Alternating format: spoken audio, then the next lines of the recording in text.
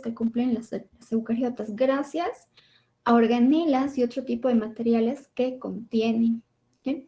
Vamos a entrar a hablar de la biosíntesis o síntesis de las proteínas. ¿Okay? La síntesis de proteínas es tan importante porque una proteína, por ejemplo, X, determina el color de cabello, determina el color de ojos, puede determinar si una persona va a desarrollar una enfermedad grave con el tiempo o determina la posibilidad de tener gemelos.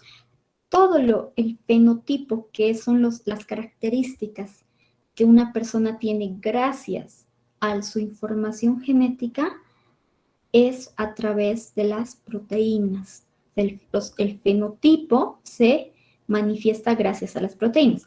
Para los que no entienden todavía esta palabra fenotipo o genotipo, vamos a diferenciarlas. Genotipo es la información genética que cada individuo posee. ¿Sí? ¿Quién determina el genotipo o de quién depende el genotipo? El DNA, el ADN. Ahí está toda la información genética. Y el fenotipo, con F, es las características, los caracteres de un individuo que se manifiestan gracias al genotipo. Es la manifestación del genotipo. Entonces, si una persona, un individuo, tiene en su genotipo las características de tener pelo rubio, ¿cuál es el fenotipo? El pelo rubio que tiene, es lo que se ha manifestado. Entonces, como les decía, el genotipo se puede manifestar en forma de fenotipo gracias a las proteínas, a diversas proteínas. Las células están en constante producción de proteínas porque necesitan proteínas para todo. Han visto las enzimas que contienen los lisosomas, son proteínas. Hay proteínas de membrana, hay proteínas que están asociadas al DNA, al ADN, las histonas, las no histonas. Entonces, las proteínas son las moléculas o macromoléculas que más funciones desempeñan en el organismo. Funciones de coagulación, función de defensa, como parte del sistema inmune, formación de anticuerpos, o los mismos anticuerpos, perdón, son proteínas. Los antígenos de los microorganismos son proteínas. Las enzimas que catalizan reacciones químicas en los organismos vivos son enzimas. ¿Ok? Bueno, ahora vamos a hablar de cómo se sintetizan y gracias a qué componentes se pueden sintetizar las proteínas. Les voy a compartir la pantalla. ¿Están viendo mi pantalla, muchachos? Sí, doctora, se ve. Ya, gracias. Entonces, biosíntesis de proteínas. Hemos dicho que la síntesis de proteínas es la forma en la que el genotipo se manifiesta, ¿verdad? El genotipo, ¿qué es? La información genética contenida en esta molécula llamada ADN. El ADN, el nombre completo es ácido desoxirribonucleico. Su nombre hace característica, por un lado, al pH que tiene, que es un pH ácido, al azúcar que contiene la desoxirribosa y a que está presente en el núcleo. ¿Sí? Es la molécula, como dice acá, de herencia. Nosotros, cada individuo, contiene el ADN que sus padres, tanto madre como padre, le han transferido, mitad y mitad. ¿Sí? Y contiene la información necesaria para la generación de todos los organismos eucariontes y procariontes. Y para la generación también de todas las proteínas que necesiten estos organismos. Ahora, un poquito de historia. Ya desde antes de 1953, incluso Mendel, por ejemplo, que era un genetista, un sacerdote genetista, en 1866 ya él mencionó, indicó sus leyes, las conocidas leyes mendelianas sobre la herencia. Él ya tenía más o menos una idea de que había una molécula que transfería la información genética de un organismo, un ser vivo, a su progenie. Pero todavía no se tenía claro cuál era esta molécula. Recién en 1953, gracias a los estudios y a los experimentos con difracción de rayos X, que es un método de laboratorio, un grupo de científicos pudieron pudieron proponer cómo es la molécula de ADN, esa molécula que sí ya se sabía que estaba en el núcleo, y antes incluso le dieron el nombre de nucleína, ¿sí? Pero no sabían la estructura.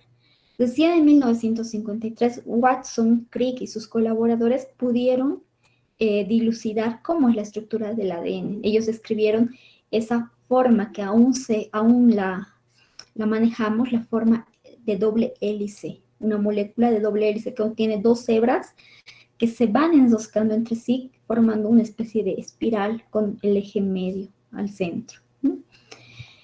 Entonces, en 1953, este grupo de científicos, Rosalind Franklin, que era la única mujer en el grupo, Maurice Wilkins, Francis Crick y James Watson, lograron dilucidar, como es acá, la estructura del ADN mediante este método que se llama difracción de rayos X. Y esto les valió en 1962, casi 9 años después, el Premio Nobel de Medicina y Fisiología a este grupo de científicos. Ellos son los que, gracias a ellos, ahora conocemos la estructura del ADN y el estudio se ha hecho mucho más amplio, más profundo, gracias a la propuesta de estructura que ellos indicaron en esos tiempos, es que se ha podido desarrollar, por ejemplo, esta técnica de PCR, la reacción en cadena de la polimerasa, por ejemplo. ¿Para qué nos ha servido todo este tiempo el PCR? Para diagnosticar casos de COVID. Y con ese método se puede diagnosticar un montón de enfermedades con mucha sensibilidad. Si ellos no hubieran propuesto cómo está formada la molécula de ADN, tal vez no se hubiera llegado a descubrir o a desarrollar esos métodos ahora modernos. En 2003 ya hacen estudios buscando o tratando de descubrir el código genético de diversos organismos. Primero se trató con microorganismos. El genoma de una persona o de un organismo es toda su información genética. Es conocer exactamente qué nucleótidos están presentes en su ADN, en qué orden. Entonces, primero se dilucidó el genoma de microorganismos simples, luego se pasó a organismos ya un poco más complejos, a un protozoos, y luego se pudieron determinar los genomas de organismos animales grandes, y entre ellos el humano. En 2003 se descubre el genoma humano, se logra codificar todo el genoma humano. ¿Qué nucleótidos, en qué orden están presentes en el genoma humano? Bueno, ahora, como vamos a hablar de la síntesis de proteínas, quiero que de forma simple entiendan a qué función o qué son cada una de los términos a los que nos vamos a referir. El ADN, el ácido desoxirribonucleico, dice acá, es una forma facilita para que ustedes entiendan, manual de instrucciones molecular. Es la molécula presente en el núcleo de las células que da la instrucción de cómo se debe construir una determinada proteína. ¿En qué orden deben ir los aminoácidos? Acá, antes de pasar al siguiente término. Proteína es un conjunto, una cadena de aminoácidos. Su bloque estructural de una proteína es un aminoácido. Si ustedes quieren entenderlo así, imagínense que una proteína es como un rosario. Cada una de las bolitas que conforma el rosario es un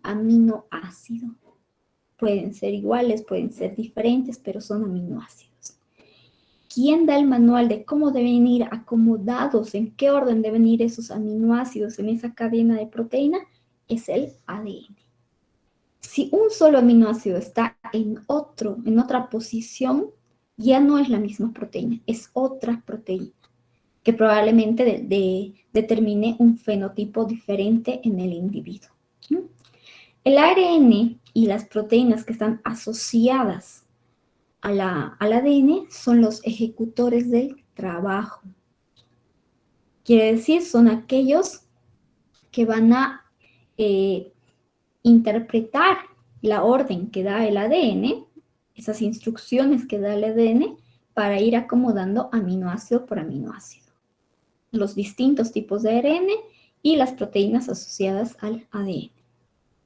Y las proteínas entonces llegan a ser lo que se ha construido gracias al manual que proviene del ADN. Bueno, los ácidos nucleicos, el ADN y el ARN, son macromoléculas con información genética. ¿Por qué macromoléculas? Porque son moléculas bastante grandes, son cadenas lineales, en este caso de la unión de bastantes nucleótidos. Así como el aminoácido es la unidad básica de la proteína, el nucleótido es la unidad básica de los ácidos nucleicos, tanto del ADN, del ácido desoxirribonucleico, como el ARN, el ácido ribonucleico. Y de las proteínas, ya saben, su unidad básica es el aminoácido. Bueno, los ácidos nucleicos son biomoléculas, macromoléculas además, cuya función consiste en almacenar y transferir la información genética. Son los almacenes de la información genética de las células. Una célula cuando se divide, cuando entra en mitosis, que es la división celular para dar lugar a dos células hijas, primero tiene que duplicar su ácido nucleico, el ADN, para que cada ADN sintetizado vaya a formar parte de una nueva célula hija.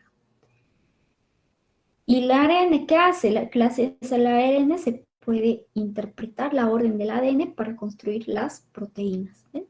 Los dos tipos de ácidos nucleicos que existen, el ADN, nombre completo ácido desoxirribonucleico, y el ARN, el ácido ribonucleico.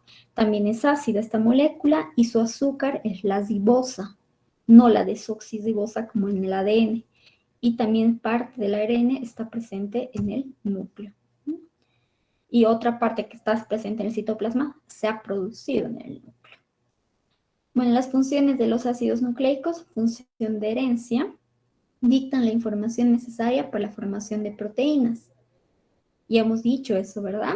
El ADN da el manual de instrucciones para la construcción de cada proteína de la célula. Y esas proteínas van a determinar las características que un individuo manifieste, el color de ojos, hablando de organismos simples, por ejemplo, de protozoos de parásitos, va a determinar si tienen flagelo o si tienen 1 o 2 núcleos, todo aquello. Pero otras funciones que cumplen también los ácidos nucleicos son mensajeros de señales intracelulares. Por ejemplo, acá uno de los mensajeros más importantes es el AMP, el adenosín monofosfato. Un nucleótido, chicos, el AMP es un nucleótido. Un nucleótido está formado por una base nitrogenada, enseguida vamos a ver cómo es la estructura, un azúcar y el grupo fosfato.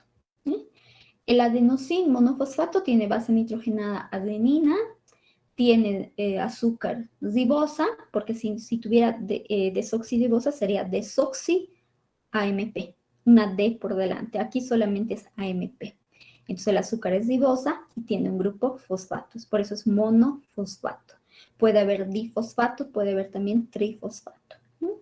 Esta molécula, este nucleótido, que proviene de los ácidos nucleicos, tiene la función de mandar señales desde la membrana celular hasta distintas regiones del citoplasma de las células e incluso hasta el núcleo. Si alguna molécula que quiere transmitirle una señal a la célula, por ejemplo una hormona una hormona, les digo la hormona insulina, deben conocer. La insulina sirve para regular la glucosa en el cuerpo. La insulina es producida en el páncreas, pero tiene que llevar la señal de que se gaste glucosa hasta el hígado. En el hígado se va a unir a la célula hepática. No va a entrar a la célula hepática la insulina, sino que se une a nivel de la membrana. Entonces, ¿cómo le llega la señal al citoplasma de que debe hidrolizar, debe quemar la glucosa presente? Es mediante mensajeros intracelulares como el AMP. Desde la membrana celular hasta el citoplasma o hasta el núcleo, la señal se transmite gracias a estos mensajeros. Otro tipo de nucleótidos también son almacén de energía. Aquí tenemos la molécula energética por excelencia de los seres vivos, el ATP, adenosín trifosfato. Base nitrogenada es la adenina, tiene el azúcar es ribosa y 3 grupos fosfato.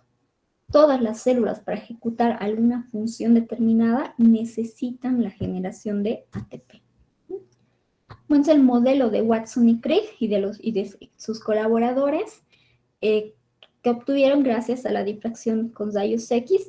Ellos dijeron la molécula de ADN está compuesta por 2 hebras paralelas que se van enrollando en forma de espiral. Entonces es una doble hélice. ¿Y por qué se da este enrollamiento en forma de espiral? Es gracias a la unión a través de puentes de hidrógeno entre una base nitrogenada de una de las hebras y una base nitrogenada complementaria en la otra hebra. Gracias a esa unión base con base es que se va formando la doble hélice. Ahora, no todas las bases se unen entre sí. El ADN tiene 4 bases. Tiene la guanina, la adenina, la citosina y la timina. La guanina y la adenina son de tipo purinas, bases nitrogenadas purinas. Y la citosina y la timina son bases nitrogenadas pirimidinas. ¿Sí? Entonces se van uniendo guanina, citosina siempre y timina con la adenina. No se puede unir la guanina con la adenina, ni la citosina con la timina, ni la citosina con la adenina. Siempre es guanina, citosina y timina, adenina. Siempre hay esa unión. El ARN, en cambio, es una molécula de hebra sencilla, pero sí por vueltas e interacciones que hay entre sus diversas bases nitrogenadas en la misma hebra, es que puede aparentar formar una doble hélice. Pero si se dan cuenta acá, es una sola hebra que se está enrollando en forma de espiral, pero por la interacción entre sus propias bases nitrogenadas, entre la atracción entre sus bases nitrogenadas.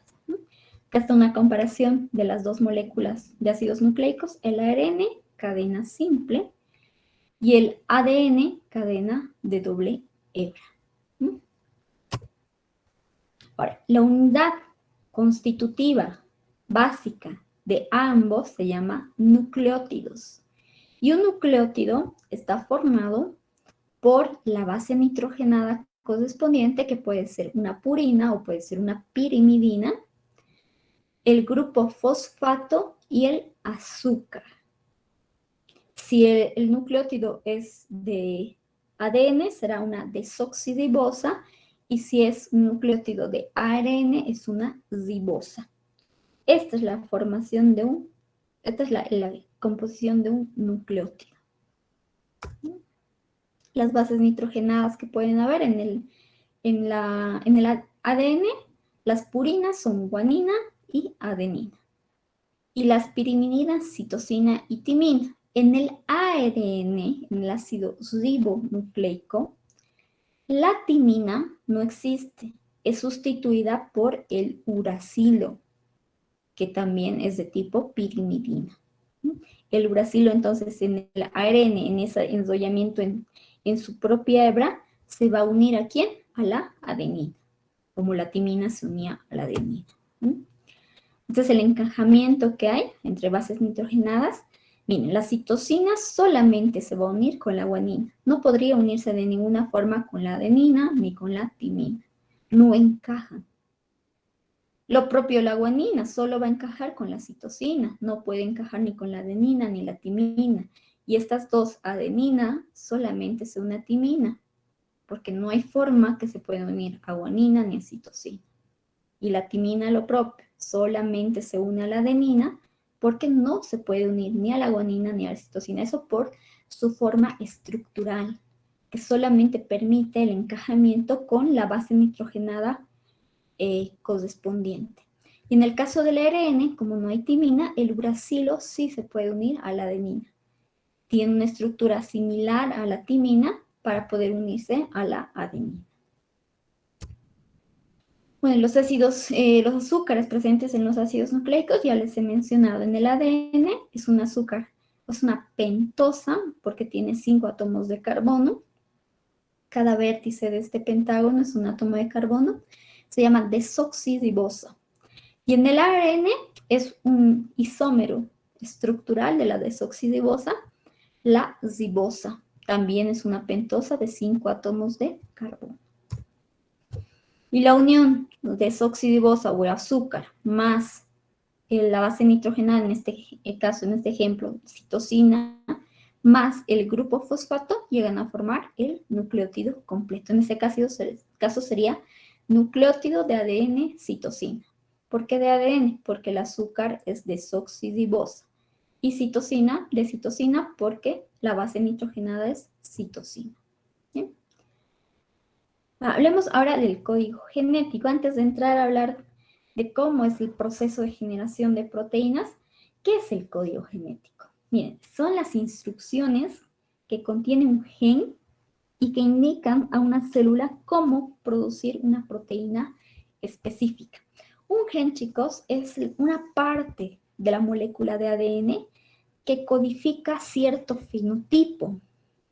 Por ejemplo, puede haber un gen para el grupo sanguíneo A, es decir, es una parte del ADN completo del genoma que tiene un individuo que hace producir una proteína en la membrana de sus glóbulos rojos que determina que ese individuo sea del grupo A y no sea del grupo B ni sea del grupo, solamente del grupo A. ¿Okay? Entonces, el código genético son las instrucciones de cómo ese gen va a producir determinada proteína. El código genético utiliza las 4 bases nitrogenadas del ADN, es decir, la adenina, la citosina, guanina y timina. Y los va agrupando. En el código genético se agrupan de 3 en 3 en cualquier orden estas bases nitrogenadas. A ese agrupamiento se conoce como codones. Al agrupamiento de 3 bases nitrogenadas o tripletes. ¿Sí? Cada codón o cada triplete es específico para un aminoácido. Entonces, el ADN va a mandar la información en forma de tripletes o codones, es decir, en esta proteína va a empezar con ACG. Ese es su primer codón, ACG, es decir, adenina, citosina, guanina.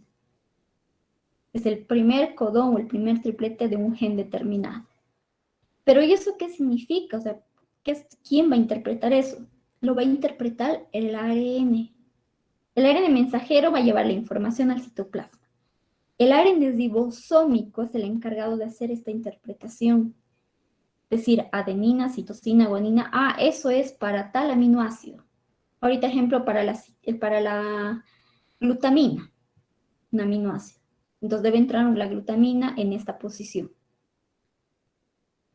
Y es así como, gracias a tripletes presentes en un gen, al orden en que estén esos tripletes, es que se van a ir acomodando los aminoácidos en la proteína que se está construyendo. Este es el código genético y es universal, es una característica el código genético es universal. Eso quiere decir que no importa de qué organismo estemos hablando, pueden ser microorganismos, organismos animales, vegetales, humanos, hongos, no importa, un orden específico de aminoácidos va a determinar un aminoácido específico. Un orden de nucleótidos, de bases nitrogenadas específico determina un aminoácido específico. Por ejemplo, vamos a ir interpretando acá. Quiere decir, ¿esto qué quiere decir? ¿Cómo interpretan este círculo? Una guanina seguida de otra guanina y una tercera guanina, ese codón codifica glicina. Una guanina seguida de una citosina, seguido de una guanina, ese triplete o ese codón codifican para la alanina. Entonces, todo esto que ven en el exterior, estos nombres, son aminoácidos presentes en las proteínas, todos los aminoácidos presentes en las proteínas. Entonces, un triplete que está en primer lugar citosina, luego va otra citosina y luego va una adenina, me codifica para el aminoácido treonina. Miren, lo interesante del código genético es que casi todos los aminoácidos son codificados por más de un triplete. Aquí tenemos 1, 2, 3, 4 tripletes codificarían para la glicina. Para la leucina, 2 tripletes. Para la cisteína, también 2 tripletes. Excepciones a eso, el triptófano, el aminoácido llamado triptófano, que solamente es codificado por el orden de bases nitrogenadas guanina, guanina, uracilo. Y la metionina, que solamente es codificada por el orden guanina, uracilo, adenina. La mayoría después es codificado por más de un triplete. Otra característica del código genético, que un triplete determinado solamente codifica un tipo de aminoácido. Es decir, un ejemplo, acá el orden adenina, citosina, uracilo, solamente codifica para la serina. No van a encontrar en ninguna otra parte ese orden, ese mismo orden, que esté codificando un aminoácido diferente, solamente para la serina. Entonces, este es el código genético. Ustedes, claro, es complejo tratar de entender cómo descifrar, ¿verdad? Pero el ARN se encarga de eso. El ARN es ribosómico, es el encargado de leer este manual de instrucciones, porque esto llega a ser el manual de instrucciones del ADN. Se encarga de leer cada codón y ubicar al aminoácido correspondiente en esa posición en la molécula de proteína que se está formando. Entonces, toda molécula de proteína sigue este código genético en todos los organismos. ¿Ven? Por eso se dice que es universal. ¿Ven? Entonces, las 4 bases que tenemos en el ADN, adenina, guanina, citosina y timina, se unen en palabras de 3 letras o tripletes o codones.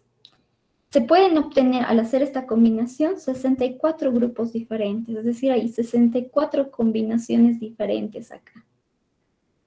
Y solamente se tienen que sintetizar 20 aminoácidos diferentes para las proteínas. Entonces, las 64 combinaciones es más que suficiente para los 20 aminoácidos. Las sucesiones de 3 bases en el ADN se llaman tripletes o codones. Cada triplete codifica para un solo tipo de aminoácido. Eso les decía. El orden de 3 bases nitrogenadas es específico para un aminoácido. No va a codificar para otro. Y la mayoría de los aminoácidos, con excepción del triptófano y la metionina, se codifican por más de un triplete o codón. Bueno, la duplicación del ADN es un proceso por el cual la molécula de ADN, esa molécula que está dentro del núcleo, hace copias de sí misma. Esto sucede en etapas previas a la mitosis. Se llama periodo de interfase, cuando la célula no se está dividiendo. Y por lo tanto, al duplicarse el ADN, los cromosomas que son la cromatina condensada, es decir, el ADN condensado, también se llegan a duplicar. Eso cuando va a haber transferencia de información genética a células hijas. Aquí está como Q de la duplicación del ADN. Tenemos una célula, un núcleo, si quieren, con el ADN. Antes de que esta célula entre en división o el núcleo entre en división, se tiene que duplicar el ADN. Entonces, para la duplicación del ADN, para duplicación del ADN, ¿qué sucede? La hebra, el doble hélice del ADN se abre. Y sobre cada hebra separada se va a ir formando paralelamente una nueva hélice correspondiente al ADN original.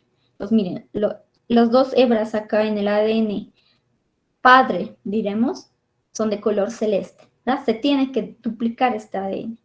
Entonces dice que es una replicación semiconservadora porque se separan las dos hebras y ¿qué sucede? Se va a ir formando una hebra complementaria en cada una de las hebras originales o de la célula padre. Y ahí tenemos dos moléculas de ADN formadas a partir de una sola molécula.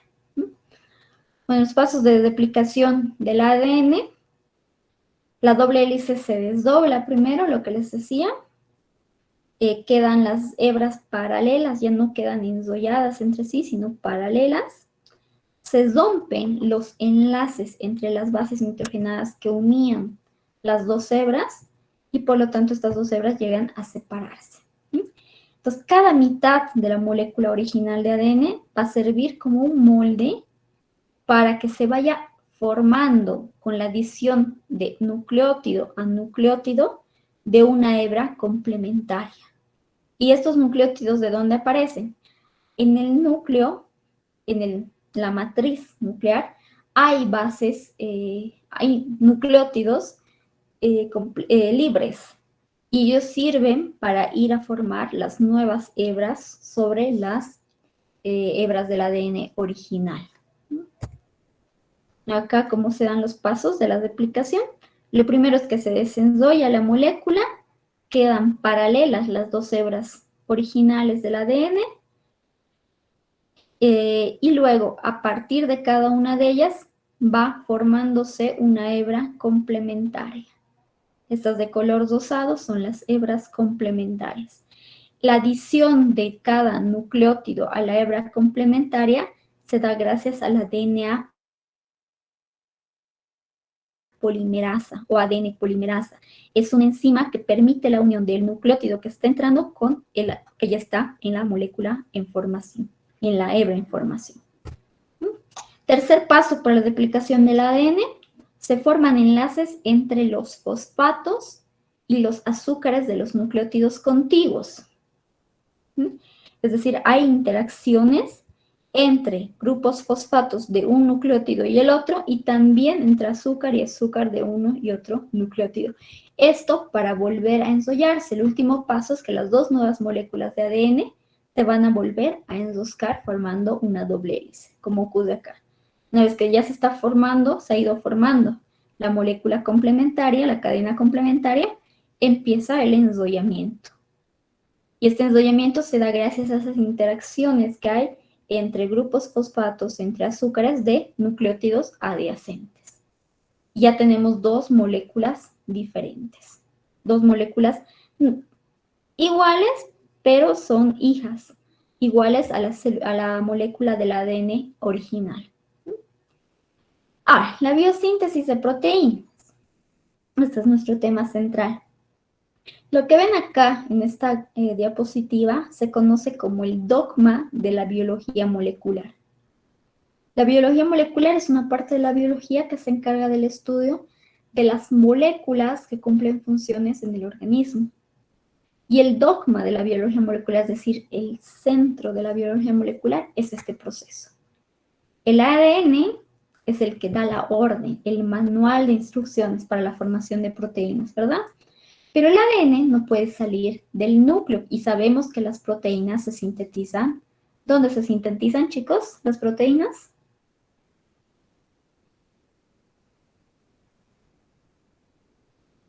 En los ribosomas, doctor. En los ribosomas que están en el retículo endoplásmico duoso. ¿Dónde está el retículo endoplásmico duoso?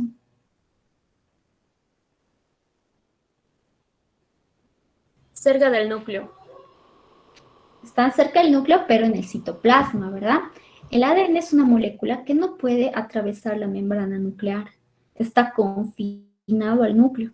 Entonces, ¿cómo hace para enviar esa orden en forma de tripletes para la construcción de las proteínas al citoplasma, hacia los ribosomas? Tiene que ser transcripto en forma de ARN. Hay un proceso de transcripción. Es decir, en base a la información del ADN se va a formar una molécula de ARN complementaria. Algo similar a lo que ocurría acá en la síntesis, en la replicación del ADN. Como molde se utiliza una hebra, la molécula del ADN, y acá se iba complementando, o se iba formando, perdón, la hebra complementaria, ¿verdad? Pero en este caso luego se enrollaban y no se separaban más. Algo similar ocurre con el ARN, solamente que una vez completada la formación de la porción de ADN que se quiere pasar al citoplasma, la molécula complementaria o la cadena complementaria no se enrolla con la molécula original, sino que se separan. Y esa llegaría a ser la molécula de ARN mensajero. ¿Qué contiene? Tiene las bases complementarias al ADN. En base a esa molécula de ADN, el ARN lleva una información al citoplasma. En el citoplasma ocurre el proceso de traducción. ¿Y quién traduce este mensaje que está llevando el ARN mensajero? Es ese mensaje en forma de tripletes o codones de bases nitrogenadas, lo traduce el ARN ribosómico, el ARN que está presente en los ribosomas. Y a la vez que va interpretando el mensaje, va a ir uniendo el aminoácido correspondiente que proviene del ARN de transferencia. El ARN de transferencia es el ARN que trae al aminoácido. Entonces, el ARN ribosómico traduce el mensaje que trae el ARN mensajero, le quita el aminoácido al ARN de transferencia y lo coloca en la molécula de proteína en formación. Y de esa manera se producen o se sintetizan las proteínas. Entonces, como sale, miren, no toda la molécula de ADN en un tiempo determinado va a ser transcripta, no, sino solamente ciertos genes. Por ejemplo, esta célula puede querer producir en cierto momento una proteína S de membrana. Entonces, solamente la porción o el gen que codifica esa proteína S es la que va a ser transcripta hacia ARN mensajero. Solo hay desenrollamiento en esa zona. Miren, acá es solamente el gen, una parte del gen 1, la que se quiere transcribir. Entonces esa partecita se desenrolla, se forma paralelamente una cadena complementaria a la cadena original, a una de las hebras originales del DNA. Luego se separa esa molécula de ARN mensajero que sí puede salir al citoplasma, puede atravesar la membrana nuclear, ir a los ribosomas en el retículo endoplásmico y ahí se da el proceso de traducción gracias al ARN ribosómico y al ARN de transferencia que está llevando el aminoácido correspondiente. Y por lo tanto se puede formar la proteína determinada. Transcripción es la información para fabricar todas las proteínas, está almacenada en las moléculas de ADN, eso sabemos, ¿verdad? El ADN no puede salir del núcleo, entonces tiene que ser necesariamente transcrito a una molécula de ARN. El segmento de ADN que codifica para determinada proteína se llama gen. Lo que se va a transcribir en determinado momento es un gen, solamente un gen. Los procesos de la transcripción: iniciación, elongación y terminación. ¿Qué es la iniciación? Es cuando se desdobla esa parte del genoma, ese gen que se quiere transcribir, se desdoblan, se separan las dos hebras. Ese es el primer paso, la iniciación. Siguiente paso, la elongación. Se van a ir acomodando, se va a ir formando la hebra de ARN complementaria de acuerdo a la información que contiene este gen. Y esto se da gracias a una enzima, esta grande que ven acá de color lila, se llama ARN polimerasa. Es una enzima que que permite la unión entre el nucleótido y nucleótido complementario. De esa manera se va construyendo nuestro ARN mensajero. Y la última parte es la terminación. En la terminación, la molécula de ARN en formación se separa completamente de la molécula, de la hebra original y sale del núcleo, se dirige al retículo endoplásmico hacia los ribosomas. Bueno, acá vamos a ver un video de este proceso de...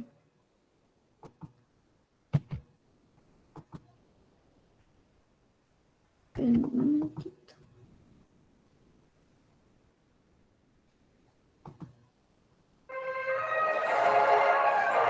¿Está bien el volumen o aumentamos, chicos? Aumentamos, ¿no? ¿Han escuchado? Sí, doctora, se escucha. Sí, doctora.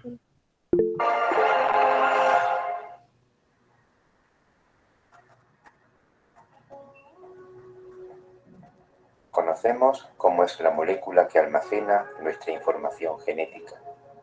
Conocemos cómo su estructura duplo-helicoidal codifica esa información en la secuencia de sus nucleótidos.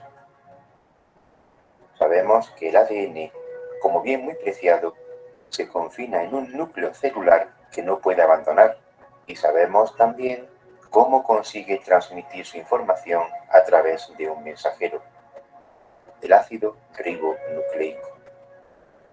Será esta molécula quien transfiera esa información a los ribosomas, donde se traducirá en la secuencia de aminoácidos que constituye las proteínas.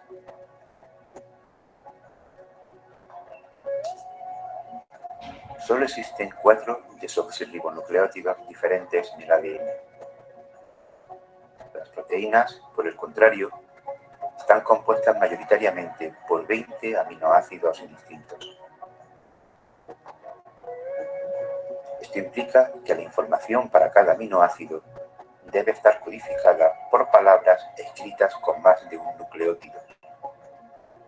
Un simple cálculo matemático indica que el número mínimo de letras que contienen es de 3. Solo habría un máximo de 16 palabras si éstas estuviesen constituidas por combinaciones de 2 de los 4 nucleótidos existentes. Por el contrario, la combinación de estos, de 3 en 3... Acá voy a tener un datito, chicos.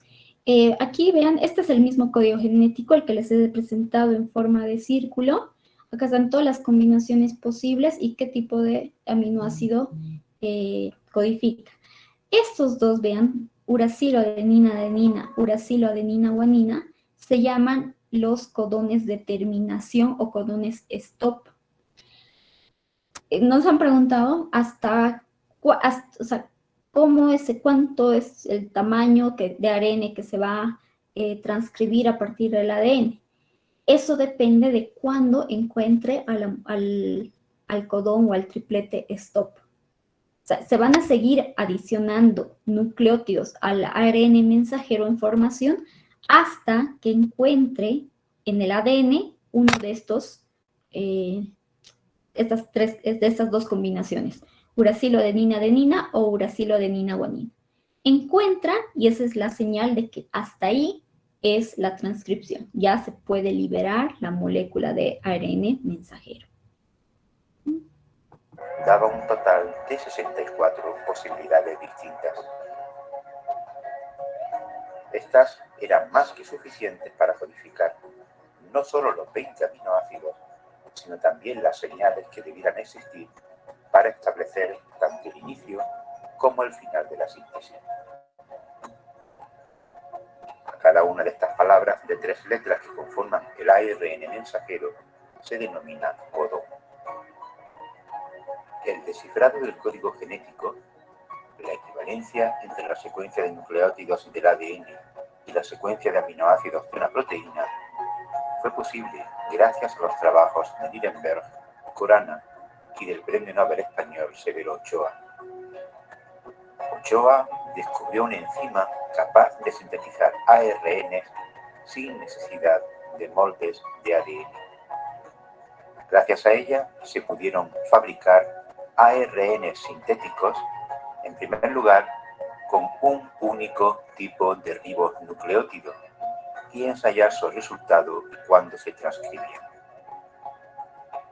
Así, un polirribonucleótido formado solo por uracilo daba lugar a una proteína formada exclusivamente por fenilalanina. Ensayos similares con otros ribonucleótidos permitieron descifrar las 4 primeras palabras del código genético. Para la identificación de las restantes fueron importantes las matemáticas. Se construyeron ARN sintéticos con distintas proporciones de 2 ribonucleótidos y se estudiaron los aminoácidos que se incorporaban a las proteínas. Finalmente, la síntesis de ARNs con codones de secuencia conocida permitió completar el descifrado del código genético. La síntesis de proteína siempre se inicia, al igual que un texto con una letra mayúscula, con un único triplete, el constituido por adenina, uracilo y guanina. Este codifica la metionina. También hay puntuaciones de final.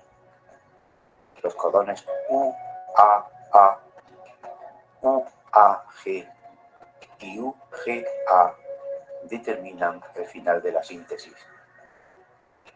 Cualquier otro codón va a determinar la adición de aminoácidos. El mensaje contenido en el ARN no presenta comas ni espacios. Los ribonucleótidos se disponen de manera continua. Tampoco las bases se solapan, sino que se leen de 3 en 3. Todos los seres vivos, con alguna excepción, tenemos la misma equivalencia entre codones y aminoácidos. El código genético es universal. La mayoría de los aminoácidos está representada por más de un triplete de ribonucleótidos. Son excepción la metionina y el triptófano. Se dice por ello que el código genético es degenerado. Alternativamente, un único triplete siempre codifica el mismo aminoácido. No existe, por tanto, imperfección en la traducción.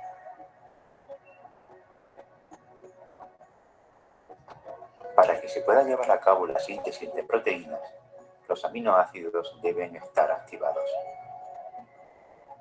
Esta activación consiste en la unión de los mismos a las moléculas que los van a llevar hasta los ribosomas, los ARN transferentes.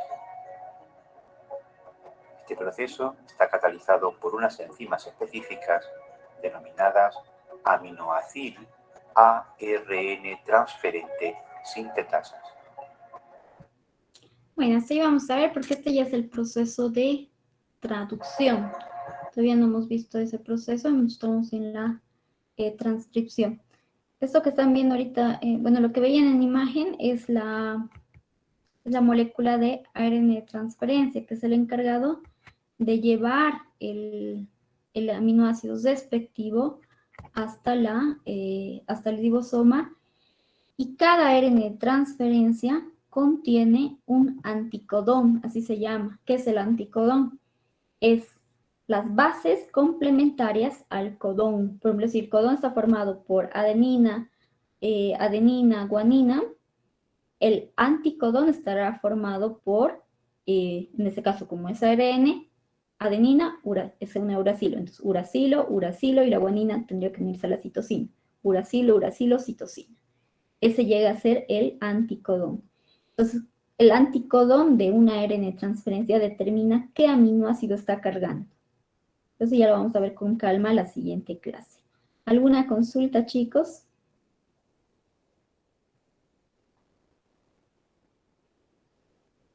¿Sobre el tema? Buenas tardes, doctora. ¿Sí? Quería preguntarle si el examen práctico va a ser escrito. Eso quería preguntarle, doctora. Eso les iba a hablar del examen práctico. Pero sobre el tema no hay ninguna consulta. Doctora, buenas tardes. ¿Sí?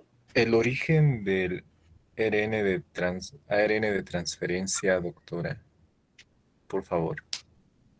Todos los ARN son producidos a nivel nuclear y transferidos al citoplasma, en este caso el ribosómico y el de transferencia. El ARN mensajero se queda en el núcleo hasta que se transcriba la molécula el de ADN completo, la parte de la molécula de ADN y recién sale.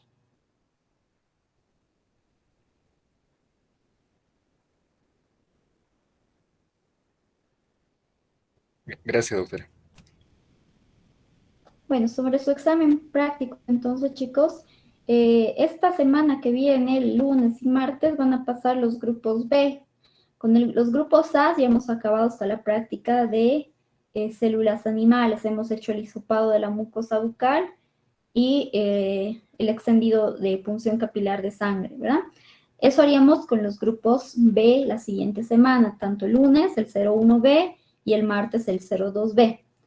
Entonces, desde la subsiguiente semana, desde el 4 y el 5 de julio, dan su examen el 01A el 4 de julio, el 02A el 5 de julio.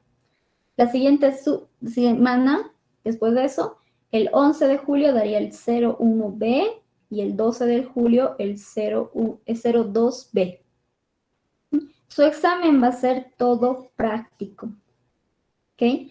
¿Qué quiere decir eso? Van a hacer el procedimiento que hemos hecho ya con ustedes, la técnica.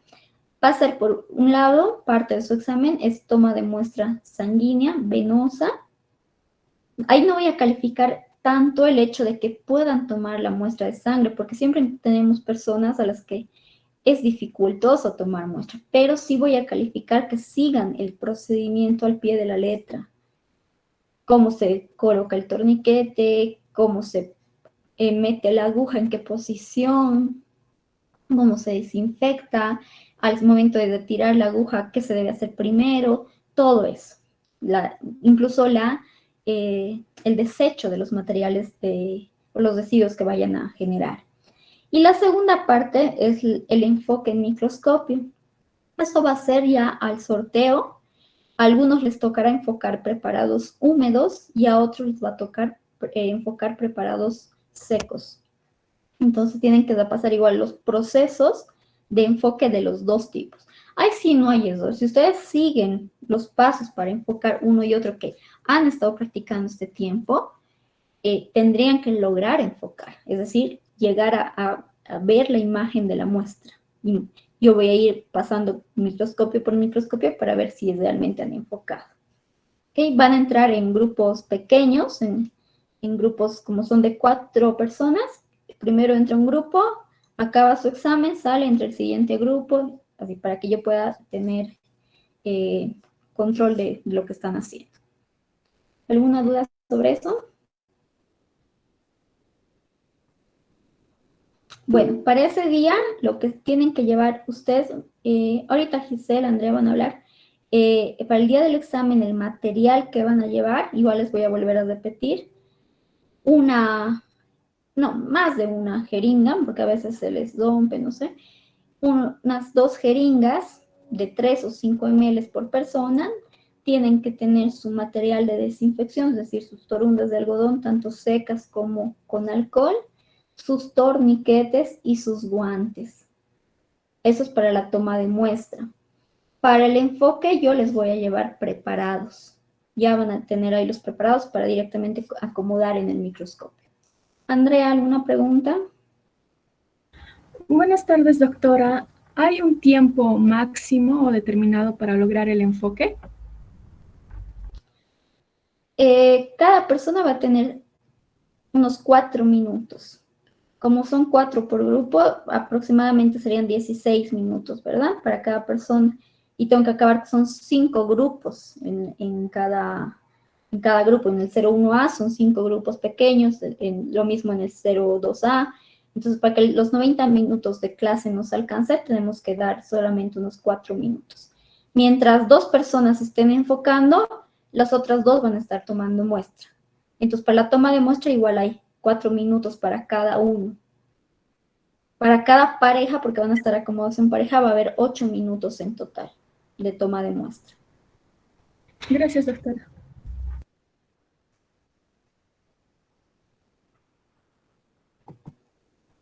¿Alguna otra duda?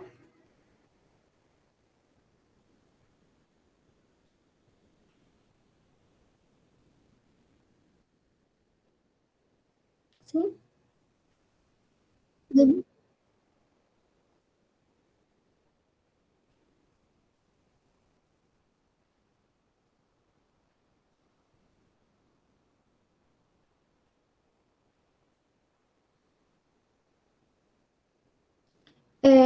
Voy a preguntarle a Marisol qué días puede. Tendría que ser la siguiente semana y les aviso. Y también tenemos que preguntar en qué horarios está desocupado el laboratorio. Ya les voy a avisar.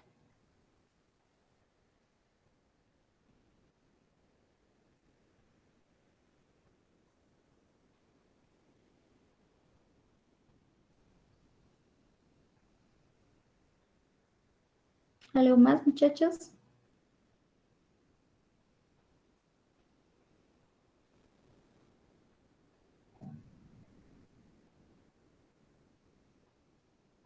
Bueno, eso sería todo. Que tengan una buena tarde. Igualmente, doctora, muchas gracias. ¿No?